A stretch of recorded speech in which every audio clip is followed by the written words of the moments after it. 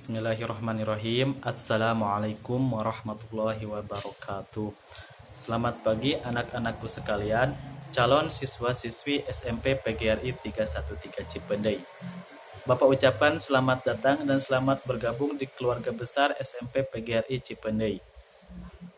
Perkenalkan, nama Bapak Erwin Saputra. Bapak mengajar matematika di kelas 8 dan kelas 9. Pada kesempatan hari ini, Bapak akan menyampaikan sebuah materi MPLS yang berjudul Pendidikan Anti Narkoba.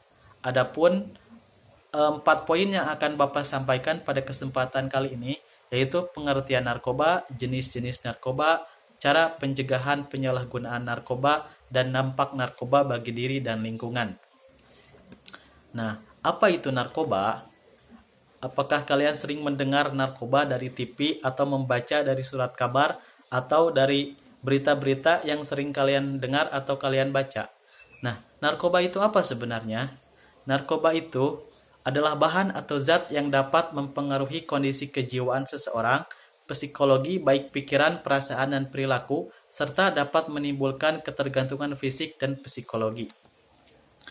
Narkoba itu ada beberapa bahan yang terdapat ada narkoba, yaitu ada narkotika, yaitu zat atau obat yang berasal dari tanaman atau bukan tanaman, baik sintetis maupun semi-sintetis yang dapat menyebabkan penurunan atau perubahan kesadaran, hilangnya rasa, mengurangi sampai menghilangkan rasa nyeri, dan dapat menimbulkan ketergantungan.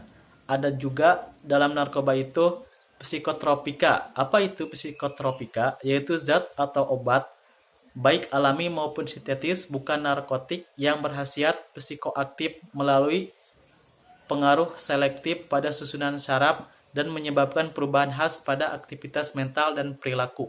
Kemudian ada juga zat adiktif pada narkoba itu. Apa itu zat adiktif? Zat adiktif itu adalah zat atau bahan selain narkoba yang apabila disalahgunakan dapat menimbulkan ketergantungan dan kerugian baik bagi dirinya atau maupun lingkungan. Zat adiktif ini istilahnya kecanduan, seperti itu. Nah, di sini ada beberapa jenis golongan dari narkoba. Ada 3 golongan dalam narkoba. Yaitu golongan pertama hanya digunakan untuk pengembangan iptek, tidak untuk terapi berpotensi sangat tinggi atau ketergantungan. Nah, golongan pertama ini biasanya diteliti oleh para peneliti hanya untuk kepentingan ilmu pengetahuan. Kemudian yang golongan kedua untuk pengobatan pilihan terakhir terapi untuk pengembangan iptek potensi tinggi ketergantungan. Jadi untuk bahan kedua ini biasa digunakan untuk iptek juga, biasa juga digunakan untuk obat kalau tidak ada obat lain yang bisa digunakan. Adapun golongan ketiga banyak digunakan untuk pengobatan, pengembangan iptek potensi ringan ketergantungan. Nah, yang ketiga ini biasanya digunakan dalam dunia medis. Misalkan kalau kita melakukan operasi supaya pasien tidak merasakan sakit, kita melakukan dokter-dokter melakukan bius ya. Bius ini menggunakan narkotika dengan dosis tertentu sehingga tidak menimbulkan ketergantungan. Adapun jenis-jenis narkoba antara lain ada opium. Opium itu sebuah tanaman yang dapat dibuat menjadi heroin dan morfin. Tanaman ini kalau kita konsumsi dia dapat menimbulkan gejala perasaan tenang, acuh, malas, mengantuk, mual, cadel, pupil melebar jika overdosis, gangguan perhatian atau daya ingat. Ada juga jenis yang kedua yaitu ganja. Ganja itu kalau kita konsumsi gejalanya itu kita merasa rasa senang, santai, acuh, mata merah, nafsu makan meningkat, mulut kering, pengendalian diri dan konsentrasi kurang, depresi dan sering mengantuk. Ada juga amfetamin. Amfetamin ini ada 2 macam, yaitu ada sabu-sabu dan ekstasi. Gejalanya kewaspadaan meningkat, bergairah, rasa senang, bahagia, pupil melebar dan sebagainya. Ada juga kokain. Kokain ini gejalanya ada gelisah, denyut nadi meningkat, euforia, banyak bicara, kewaspadaan meningkat, kejang-kejang, tekanan darah meningkat. Nah, ada pula faktor-faktor penyebab penyalahgunaan narkoba mungkin bagi kalangan remaja ataupun orang dewasa. Faktor pendorong, pengendalian diri lemah, mungkin ada faktor keluarga, ada faktor gangguan perilaku, sekolah, tidak diterima di kelompok, berteman dengan pemakai. Ada juga faktor pemicu dari individu.